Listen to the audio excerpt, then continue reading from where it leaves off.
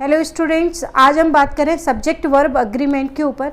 और पिछले मेरे जो सेशन था उसके वीडियोस आप ज़रूर चेक कर लें। सब्जेक्ट वर्ब अग्रीमेंट के मैंने काफ़ी सारे पॉइंट्स बताए हैं, उसी के ही कुछ और पॉइंट्स मैं अभी आपको बता रही हूँ जो कि आपको ध्यान रखने हैं for error and for fill in the blanks and sentence improvement. उसके अलावा मैंने एक और टॉपिक आपको बताया था, सेलेक्टिंग द करेक्ट सेंटेंस। तो इन सारी कंडीशंस के लिए या फिर टाइप ऑफ क्वेश्चंस के लिए जो एग्ज़ाम्स में पूछे जाते हैं, इसके लिए आपको सब्जेक्ट वर्ब अग्रीमेंट का जो पोर्शन है जो कि मैंने बताया वो आपको ध्यान रखना है। तो यहाँ पर मैं आपको नेक्स्ट उसी उन्हीं जो पॉइंट्स पहले मैंने बताए थे उनके बाद मैं आपको ये पॉइंट्स बता रही हूँ, जिसके अकॉर्डिंग यदि आपको किसी सेंटेंस में मोर देन वन मिले तो इसके बाद आप जो नाउन लगाएंगे वो नाउन आप सिंगुलर लगाएंगे, एज फॉर सिंगुलर।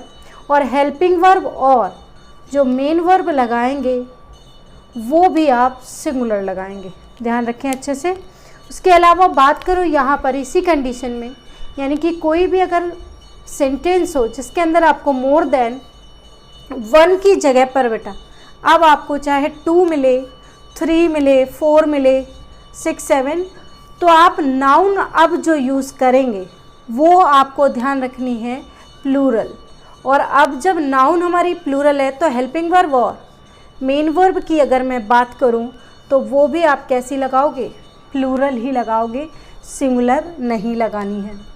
अब इसी के अंदर एक बहुत ही इम्पॉर्टेंट कंडीशन क्या है कि यदि आपको मोर और देन के मिड में कोई भी आपको नाउन मिले तो वो अब आपको जो नाउन है वो प्लूरल लगानी है। और देन के बाद में चाहे आपको 1 मिले, 2 मिले, 3 मिले, 4 मिले, तो आप ध्यान रखिएगा जब नाउन प्लूरल है तो हेल्पिंग वर्ब और जो मेन वर्ब आप लगाएंगे वो भी कैसी आएगी, प्लूरल आएगी। ये वाला जो कंडीशन है थर्ड मोर देन में, ये आपको बहुत ही अच्छे से ध्यान रखना है। ये एरर के अंदर पूछा जाता है क्योंकि बच्चे इस कंडीशन को ध्यान रखते हैं कि 1 है तो 1 के साथ में जो नाउन है वो सिंगुलर होनी चाहिए, जैसा कि इसके अंदर। लेकिन यहाँ पर मैंने बताया कि मोर और दैन के मिड में नाउन लगा रहे हैं तो वो आप हमेशा प्लूरल लगाएंगे। सेंटेंस देखते हैं, जैसे more than 1 student have been selected for IAS of this institute। Sentence मैंने दिया है more than 1 students have been selected for IAS of this institute। अब यहाँ पर ध्यान दें कि मोर के बाद मैंने देन और देन के बाद में मैंने 1 लगाया, तो जब 1 लगाया है अब काफ़ी बच्चे ये भी कहेंगे कि मैम 1 को ही रिमूव कर दें, तो आप ऐसा मत कीजिएगा। जहाँ तक कोई सेंटेंस करेक्ट है आपको वहाँ तक उस सेंटेंस को करेक्ट रखना होता है, बाद वाले जो पोर्शंस होते हैं उसके अंदर चेक करना होता है। तो यहाँ पर स्टूडेंट्स की जगह क्या आएगा, स्टूडेंट, और हैव की जगह पर हैज़ का यूज़ होगा। हाँ, अगर मैं इस सेंटेंस में पोर्शन कर दूँ, मान लीजिए यहाँ पर ये वाला पोर्शन कर दूँ और आगे का पोर्शन कर दूँ, फिर आपको देखना पड़ेगा कि दोनों के अंदर तो एरर नहीं दी गई है। या फिर किसी सेंटेंस में अगर आपको 1 के बाद स्टूडेंट्स नहीं दिया, स्टूडेंट दिया है, फिर पोर्शन किया गया है, तो ऑब्वियस आपको सेकेंड वाले पोर्शन में करोगे। ये चीज़ आप ध्यान रखें कि एरर किस अकॉर्डिंग पूछ रहे हैं। और आपको ये भी ध्यान रखना है कि जहाँ तक सेंटेंस आप मतलब सही हो वो आप उसको सही रखेंगे, बाद वाले पोर्शंस में आप एरर निकालेंगे। और देखें जैसे sentence more rooms than 1 is vacant of this hotel. यहाँ पर ये कंडीशन मैंने बताई। तो ध्यान रखें मैंने अभी क्या कहा था, मोर और दैन के अगर मिड में नाउन है तो वो प्लूरल, तो हेल्पिंग वर्ब की अगर मैं बात करूं तो वो कैसी आनी चाहिए? प्लूरल ही आनी चाहिए। अब एक और सेंटेंस देख लेते हैं, जैसे कि more than 2 girls is going to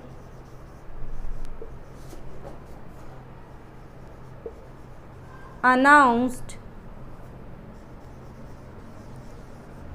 her या their name for this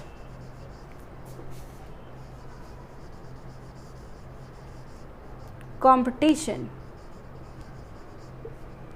अब यहाँ पर देखिएगा मोर देन 2 गर्ल्स, मैंने जब 2 लिखा है तो गर्ल्स लिखा है, तो यहाँ इज की जगह पर क्या होगा?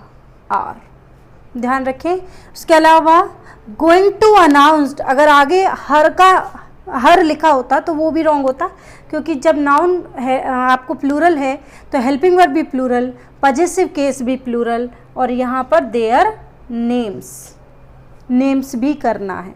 अगर यहाँ पर हर नेम होता तो भी गलत है, यहाँ पर होगा देयर नेम्स, क्योंकि यहाँ पर कंडीशन सारी क्या है? प्लूरल है। तो आपको क्लियर होगा मोर देन की कंडीशन क्या कहती है। चलिए एक और पॉइंट यहाँ पर हम देख लेते हैं कि यदि किसी सेंटेंस में आपको वन ऑफ मिले तो इसके बाद में आने वाली जो नाउन की बात करूँ तो वो आप प्लूरल लगाएंगे, लेकिन हेल्पिंग वर्ब और अगर मेन वर्ब की बात करूं तो वो आप सिंगुलर लगाएंगे। लेकिन इसी पॉइंट को अगर हम थोड़ा सा समझें कि यदि किसी सेंटेंस में आपको वन है, ऑफ है, उसके बाद में नाउन अगर आप रख रहे हैं तो नाउन तो आपको प्लूरल लिखनी है, लेकिन अगर आपको कोई रिलेटिव प्रोनाउन दैट या फिर हु का यूज़ किया जाए या फिर विच का प्रयोग किया जाए, तो अब आप ध्यान रखें इस नाउन को ध्यान में रखते हुए हेल्पिंग वर्ब और जो मेन वर्ब अभी आप रखेंगे दैट शुड बी प्लूरल। वापस बोल रही हूँ मैं कि वन ऑफ के बाद नाउन को आपको प्लूरल रखना है, हेल्पिंग वर्ब और मेन वर्ब भी प्लूरल रखनी है, लेकिन वन ऑफ के बाद में नाउन तो आपको प्लूरल रखनी है नेक्स्ट कंडीशन में। अगर आपको दैट, हु या फिर विच का प्रयोग किया गया हो रिलेटिव प्रोनाउंस का, तो आप जो नियरेस्ट नाउन होगी उसके हिसाब से ही हेल्पिंग वर्ब और मेन वर्ब रखेंगे। अब आप सिंगुलर नहीं रखेंगे, ध्यान रखिएगा, बिकॉज नाउन का भी यही रूल कहता है, रिलेटिव प्रोनाउन का रूल कहता है कि नियरेस्ट जो नाउन होगी या प्रोनाउन होगा उसके हिसाब से ही हेल्पिंग वर्ब जो होगी वो यूज़ की जाएगी। चलिए हम सेंटेंस पे बात कर लेते हैं। जैसे Aamir Khan is one of the versatile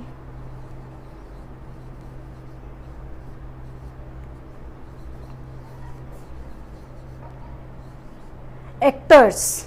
बस इतना ही सेंटेंस अगर आपको दिया जाए, Aamir Khan is one of the versatile actors, तो यहाँ पर एक्टर अगर मिले तो वो रॉन्ग होगा, क्या यूज़ होगा? एक्टर। ऐसे ही हम बात करें one of my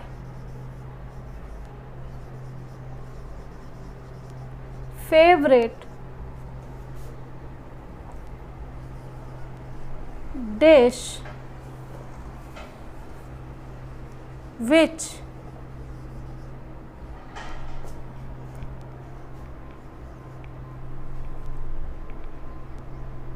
which is made by my mother every Sunday। मैंने यहाँ पर सेंटेंस लिखा one of my favourite dish which is made by my mother every Sunday.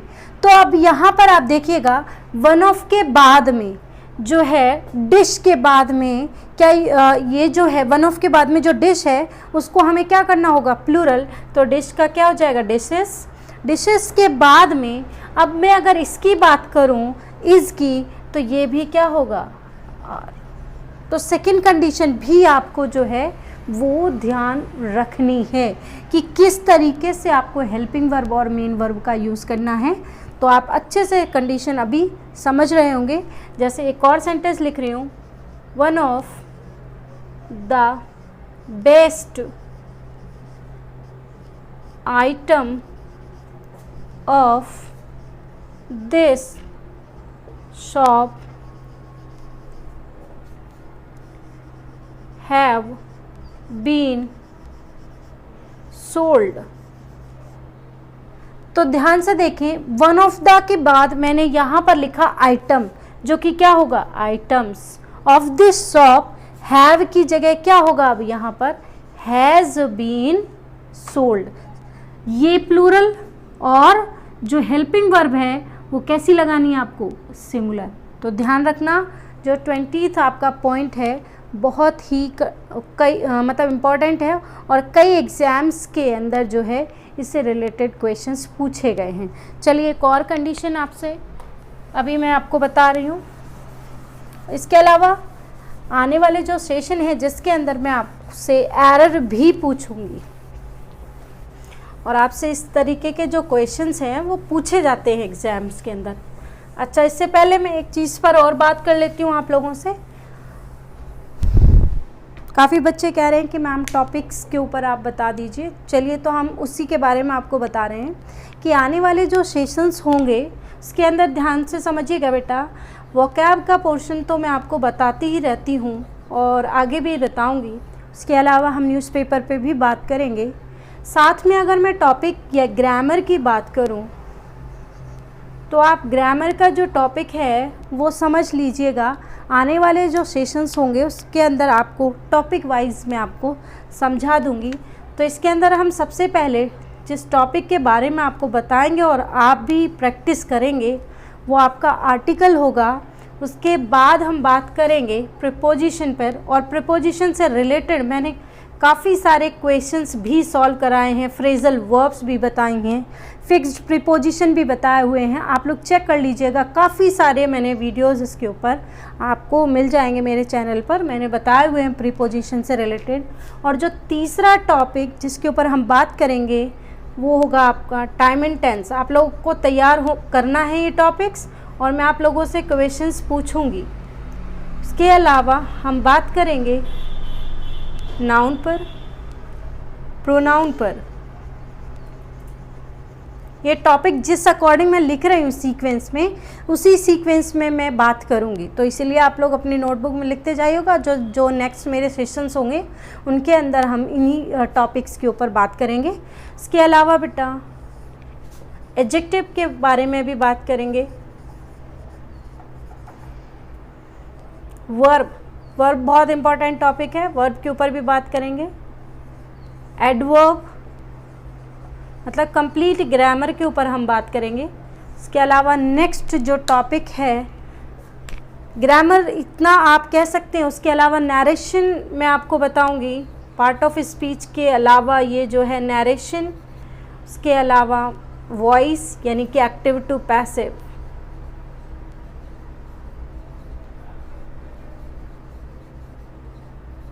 अच्छा, एक और आपका जो टॉपिक पार्ट ऑफ स्पीच का रहता है दैट इज़ कंजंक्शन।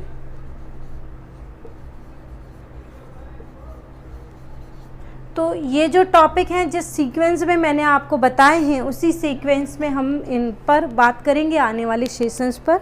आप लोग अपनी नोटबुक में एक बार इनको देख लीजिएगा और लिख लीजिएगा। मैं इन्हीं से रिलेटेड आपसे क्वेश्चंस भी पूछूंगी, फिल इन द ब्लैंक्स और एरर।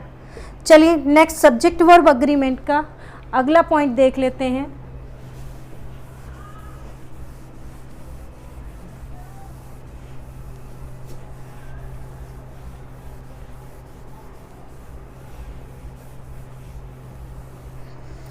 अगला पॉइंट है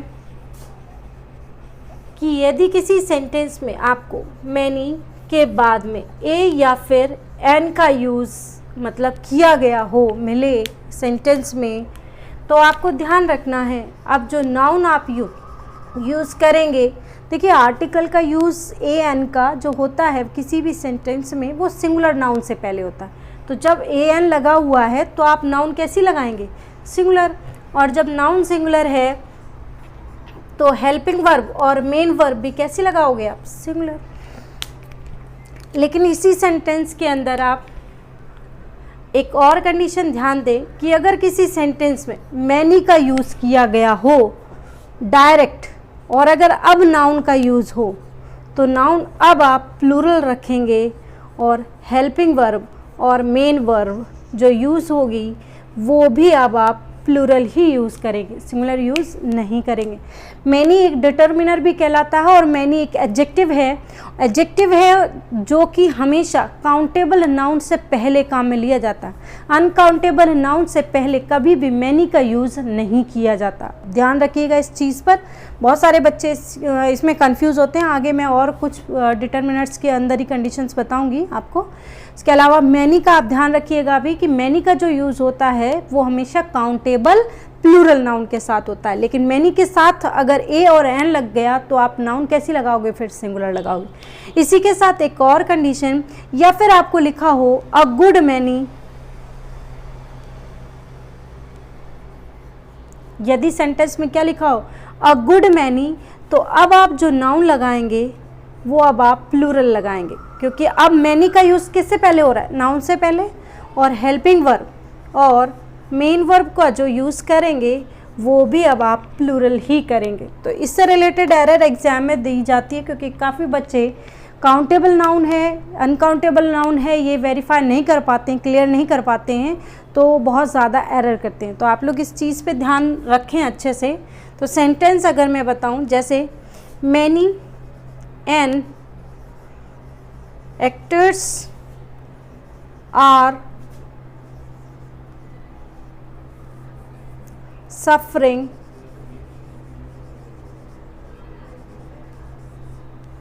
from cancer in India।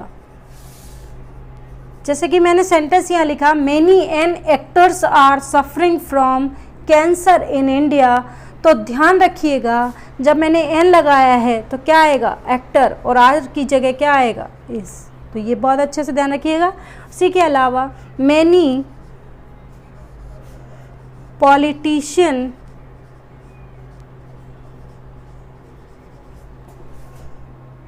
Have collected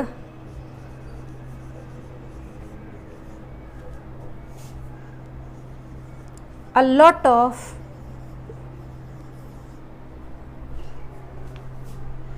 property।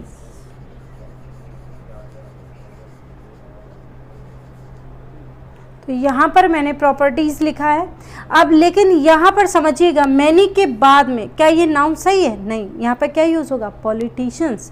उसके अलावा हैव का जो यूज़ किया है वो तो सही है, बाकी सेंटेंस करेक्ट है। तो इस तरीके से जो आपको मैंने पॉइंट्स बताए हैं उसके अकॉर्डिंग, इसके अलावा आप कोई भी सेंटेंस बना लीजिए। कभी भी आपको जब इंग्लिश आप लिखते हो या समझते हो या पढ़ते हो तो खुद को सेंटेंसेस जो हैं खुद को प्रिपेयर करना होता है कि आप सेंटेंस कैसे फॉर्मेट करेंगे, उसको आप देखिएगा। जैसे मैं कई बार मूवीज़ वगैरह देखती हूँ, बच्चे ध्यान नहीं देते, मेन प्रॉब्लम है ध्यान नहीं देते। मूवीज़ वगैरह के अंदर आप देखिएगा कि अभी जितने भी डायलॉग्स बोले जाते हैं वो सारे टाइटल जो आता है उसके अंदर इंग्लिश में भी आते हैं, और इसके अंदर इतने अच्छे मतलब वर्ड्स होते हैं कि मतलब अकॉर्डिंग टू सिचुएशन क्या उनका एक गेस्चर है, उस गेस्चर के अकॉर्डिंग डिफरेंट वर्ड्स का यूज़ किया जाता है। और लाइंस जब वर्ब का यूज़ हो रहा है या वर्ड हैं जो उनका यूज़ हो रहा है तो वर्ड्स के साथ अकॉर्डिंग टू सेंटेंस भी यूज़ हुआ है।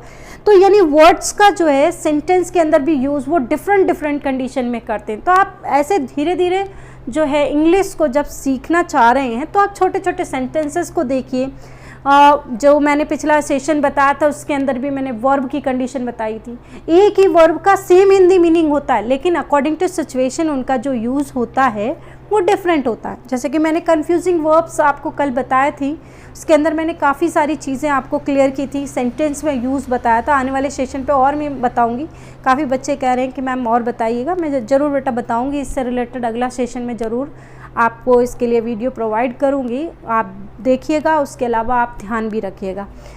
चलिए खैर, तो इंग्लिश जो है आप बहुत आराम से समझ सकते हैं अगर सिचुएशंस को आप मतलब कैच करना है। मेन थिंग इज़ आप लोग बहुत ज़्यादा गलती जहाँ करते हैं, आप लोग क्या है हिंदी को फिर इंग्लिश में ट्रांसलेट करते हैं। ऐसा नहीं होता है कि आप कंडीशंस को समझना होता है। इंग्लिश के अंदर मेन थिंग इज़ कंडीशन। आप वर्ड्स का यूज़ किसी बुक में देख रहे हैं तो वो हिंदी में रट रहे हैं, तो हिंदी के अकॉर्डिंग जो है एक ही वर्ड के बहुत सारे वर्ड्स का एक ही मीनिंग होता है, लेकिन सिचुएशन समझनी होती है मेन कि किस कंडीशन में इस वर्ड का यूज़ होगा या इस कंडीशन में किस वर्ड का यूज़ होगा। चलिए, तो नेक्स्ट आपको एक और पॉइंट बता रहे हैं। किसी भी सेंटेंस के अंदर यदि आपको फ्यू, अ फ्यू या फिर द फ्यू, इसके अलावा मैंने अभी आपको मैनी बताया था बेटा, सेवरल, वेरियस या फिर मैनी, इसका यूज़ मिले तो आप इनके बाद में ध्यान रखिएगा, वापस से बोल रही हूँ, इनके बाद हमेशा नाउन काउंटेबल होती है, और काउंटेबल नाउन के साथ साथ वो हमेशा प्लूरल का यूज़ होगा। और अब सब्जेक्ट वर्ब अग्रीमेंट जैसा कि हम पढ़ रहे हैं, तो जब नाउन प्लूरल है तो आप हेल्पिंग वर्ब या फिर जो मेन वर्ब यूज़ करेंगे वो भी प्लूरल यूज़ करेंगे। बहुत अच्छे से समझिएगा। Few, uh few, the few, several, various, many, इनके बाद में जब भी आप नाउन यूज़ करें तो वो काउंटेबल प्लूरल नाउन होनी चाहिए। यहाँ पर मैंने 2 बार लिखा है काउंटेबल नाउन का, यहाँ भी नाउन और काउंटेबल नाउन लिखा है, तो आप ये समझिएगा ब्रैकेट में मैंने डिफरेंट कंडीशन बताने के लिए लिखा है। इसके अलावा हेल्पिंग वर्ब और मेन वर्ब इनके साथ कैसी लगाएंगे, प्लूरल। आप कोई भी सेंटेंस देखिएगा,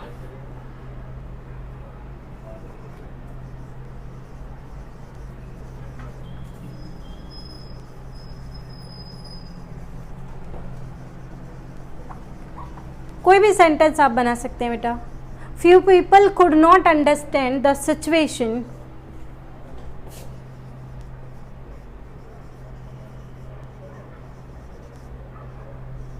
of farmers.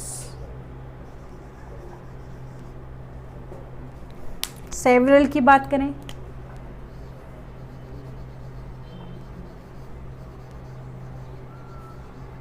several assassination,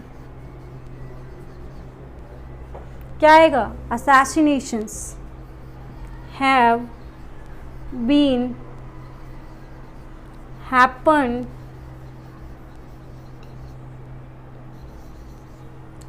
in India। बहुत सारे ऐसे मतलब जो मर्डर हैं, assassination का मतलब मैंने पिछले सेशन में भी बताया था आपको, जिसको हम बोलते हैं क्या, राजनीतिक कारणों से हत्या।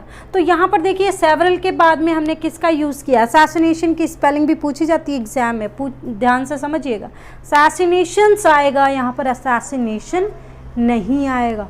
तो ये जो कंडीशन है या ये जो वर्ड्स हैं ये भी डिटर्मिनर्स कहलाते हैं बेटा, और इन डिटर्मिनर्स के साथ में हमेशा आपको नाउन जो लगानी है वो हमेशा कैसी लगानी है, प्लूरल लगानी है। और प्लूरल की बात कर लें तो नाउन कौन सी प्लूरल बनती है, जो काउंटेबल होती है। तो जब काउंटेबल नाउन है वो प्लूरल है, तो आप हेल्पिंग वर्ब और मेन वर्ब भी जो यूज़ करेंगे वो भी आप प्लूरल यूज़ करेंगे। चलिए आज के लिए हम इतना ही पॉइंट्स पे बात कर रहे हैं। नेक्स्ट सेशन के अंदर मैं कुछ और आपको पॉइंट्स बताऊंगी, उसके अलावा मैं आपको इसी टॉपिक से रिलेटेड भी क्वेश्चन सॉल्व कराऊंगी।